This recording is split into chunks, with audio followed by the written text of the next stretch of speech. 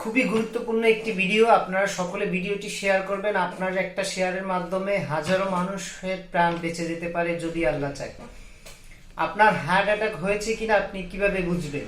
যখন দেখবেন আপনার বুকে প্রচন্ড চাপ অনুভব হচ্ছে প্লাস ব্যথা করতেছে, চাপের ওয়েটটা এমন হবে যে 20 কেজি ওজনের একটা পাথর আপনার বুকে রাখা হয়েছে, এরকম একটি চাপ অনুভব হবে।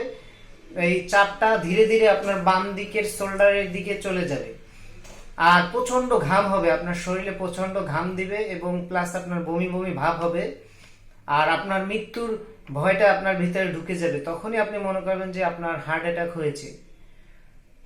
যদি আপনার আশেপাশে হসপিটাল থাকে অবশ্যই দ্রুত আপনি হসপিটালে চলে যাবেন। আর যদি এমন হয় হসপিটাল যেতে যেতে আপনার অনেক সময় লাগবে, অনেক দূরে, তখন সেক্ষেত্রে আপনি একটা ট্রিটমেন্ট দিবেন যেটা বিদেশি হার্ট ফাউন্ডেশন সেটাকে দিতে বলেছে ইনস্ট্যান্ট সাথে সাথে।